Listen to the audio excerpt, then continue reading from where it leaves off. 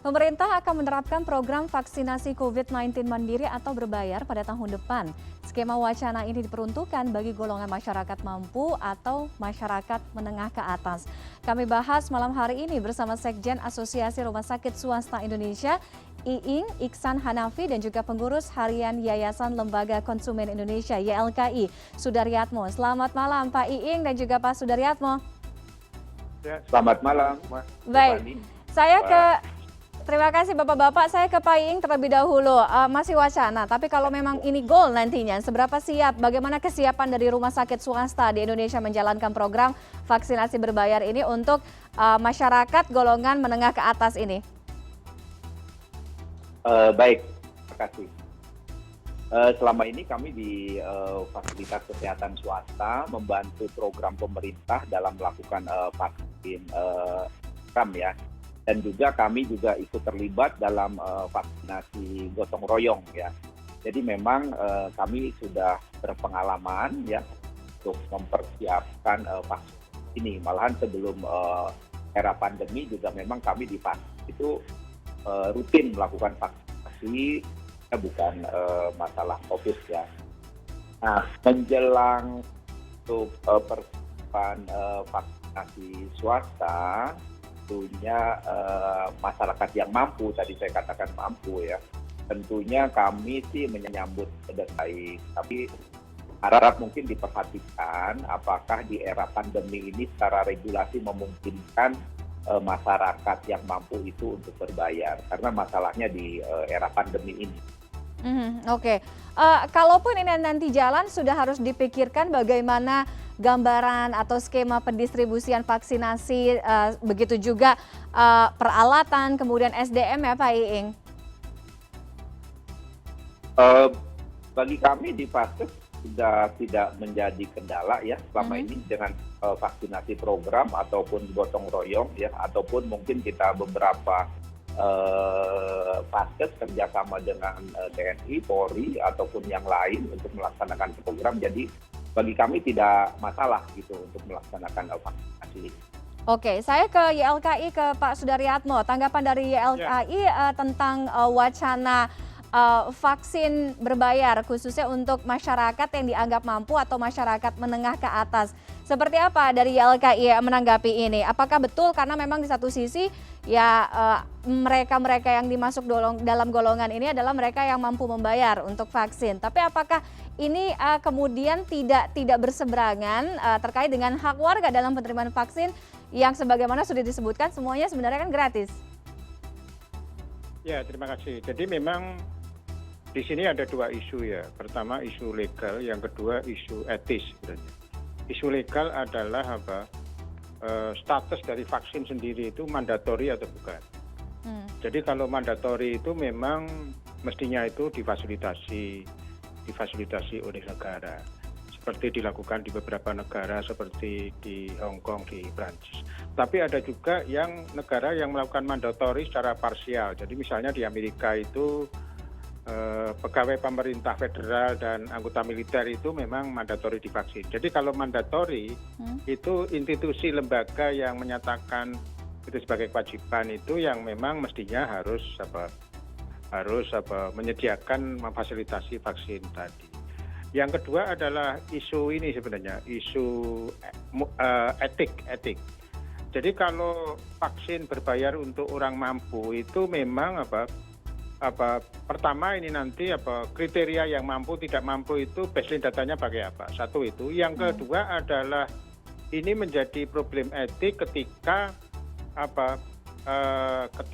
ada kesenjangan antara ketersediaan vaksin gratis untuk orang yang tidak mampu sama vaksin berbayar untuk orang yang mampu gitu loh. Jadi peran untuk berbayar itu mestinya dibuka ketika pemerintah memastikan bahwa untuk warga yang tidak mampu itu ada kemudahan akses dalam mendapatkan vaksin tadi gitu. Oke, evaluasi YLKI selama ini melihat vaksinasi atau gelaran vaksinasi di Indonesia sejauh ini? Ya pertama memang ini ya, dari sisi akses masyarakat mendapatkan vaksin itu memang ada kesenjangan antar daerah.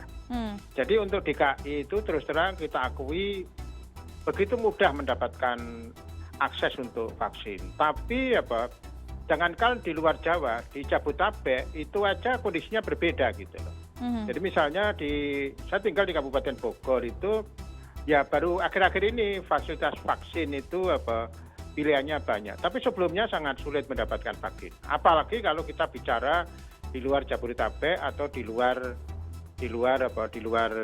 Jawa ya. Kecuali Bali memang tingkat vaksinasinya sudah relatif tinggi kan gitu. Jadi bagaimana pemerintah memastikan dulu bahwa masyarakat kelompok miskin itu dijamin aksesnya untuk mendapatkan vaksin tadi. Baru keran untuk yang berbayar itu dibuka gitu. Oke, Pak Iing, saya minta tanggapannya. Ini juga mungkin yang dikhawatirkan tidak sedikit pihak, salah satunya Pak Sudaryatmo dari YLKI. Ketika nantinya wacana ini betul akan dijalankan pada tahun depan, takutnya akan menghambat atau memperlambat gelaran vaksinasi gratis ya untuk masyarakat di kalangan lainnya. Nah, bagaimana kemudian ini juga bisa menjamin suara mungkin dari rumah sakit swasta? Ya, baik. Kami prinsipnya dari rumah sakit membantu ya pemerintah dalam melakukan program ini. Ya. Tadi disampaikan bahwa memang kami di lapangan tuh mendapatkan laporan ya, memang distribusi vaksin ini tadi disampaikan tidak merata ya. Ada beberapa daerah yang aksesnya mudah, ada beberapa daerah yang sangat sulit. Terus juga kami lihat juga vaksinasi ini kelihatannya ada beberapa daerah yang sampai bergerumul.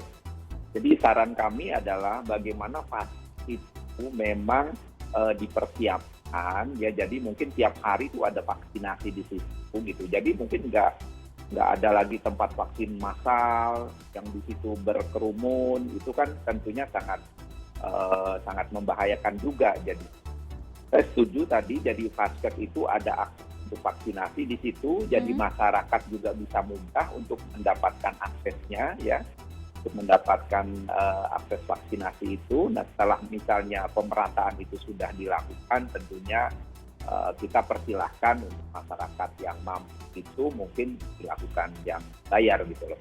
Oke, Pak Sudaryatmo, kita tahu bahwa booster itu sekarang cukup banyak dibutuhkan ya untuk menjadi salah satu syarat perjalanan, misalnya untuk haji atau umroh saat ini ya kan, karena mungkin dari otoritas pemerintah Arab Saudi juga memasukkan syarat booster khususnya dari jemaah asal Indonesia.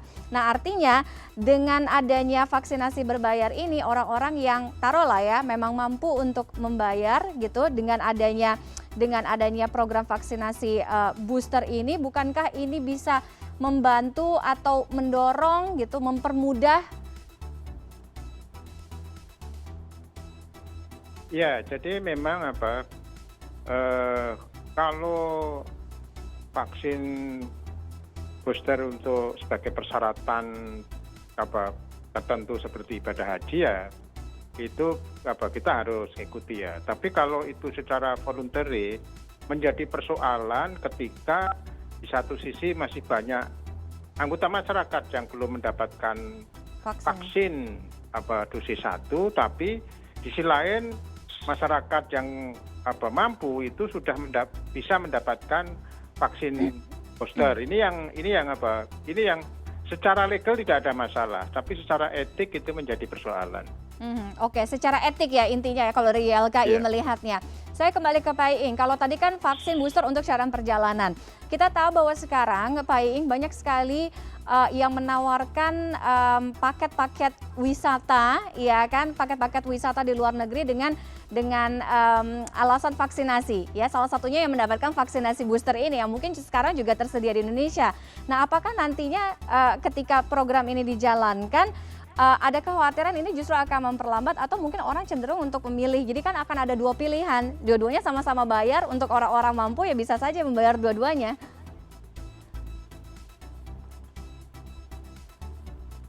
Ya, Prinsipnya kami di fasilitas kesehatan swasta tadi tetap membantu baik itu vaksinasi program, gotong royong, ataupun nanti kalau dimungkinkan berbayar kami siap untuk melakukan itu ya.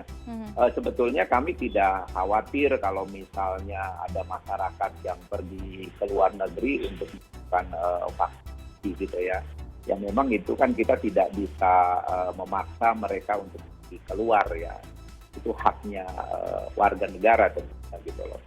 Tapi memang di era pandemi ini pelajaran juga bagi kami di fasilitas kesehatan swasta. Tentunya banyak orang Indonesia yang di era pandemi ini berkurang nih berobat keluar. Jadi kesempatan kami di fasilitas kesehatan swasta untuk bisa memperbaiki pelayanan-layanan dalam memberikan pelayanan kesehatan gitu. Oke, kembali ke Pak Sudaryatmo, menurut YLKI idealnya seperti apa, Pak? Kalau Ya, tadi permasalahan ini ya, etis jadi yang dipertanyakan kan? memang yang menjadi tujuan utama adalah bagaimana coverage ratio dari anggota masyarakat yang tervaksin itu mencapai target tadi. Salah satunya adalah tadi vaksin berbayar. Tapi ya itu tadi mestinya itu hanya sebagai pelengkap. Tetap yang menjadi prioritas utama adalah tersedianya fasilitas akses vaksin untuk masyarakat yang tidak mampu tadi. Jadi kalau dibuka vaksin berbayar pada saat yang sama, akses vaksin untuk masyarakat tidak mampu itu masih sulit, ini menjadi persoalan. Oke, Pak Iing, apakah rumah sakit swasta juga nantinya bisa menjamin, artinya ini karena perihal harga atau biaya, jangan sampai nanti ketika ini dijalankan ada perbedaan biaya atau harga vaksin di satu daerah dengan daerah yang lain, Pak? Ya, prinsipnya kami dari rumah sakit tentunya ingin membantu ya untuk angka cakupan imunisasi masyarakat ini lebih cepat ya. Dan yang paling penting tentunya harapannya sama. Jadi masyarakat ini mungkin tadi kalau memang dia nggak mau berbayar memang dia vaksin. Kalau yang mau berbayar juga vaksin. Jadi pilihan itu ada gitu loh. Ya, jadi hak masyarakat itu boleh memilih. Tidak berbayar boleh karena ada gitu. Mau berbayar ya silakan. Yang penting jadi vaksinnya itu memang tersedia gitu loh. Oke. Jadi artinya pemerintah untuk pemenuhan vaksin ini ya memang setiap saat itu ada gitu loh. Masyarakat berhak memilih. Mengenai tarif tentunya kami akan mengikuti apapun yang ditetapkan oleh pemerintah gitu ya. Kan kita tidak mungkin melakukan tarif yang tentunya di luar dari kewenangan kami. Oke, akan berlaku adil dan sama itu dipastikan ya. Baik, terima kasih Pak Iing dan juga Pak Sudaryatmo sudah bergabung untuk berdialog di CNN Indonesia Connected malam hari ini. Nanti kita akan lihat bagaimana wacana ini akan bergulir ke depannya ya. Terima kasih Bapak-Bapak, selamat malam, sehat selalu. Selamat malam Mbak Stefani.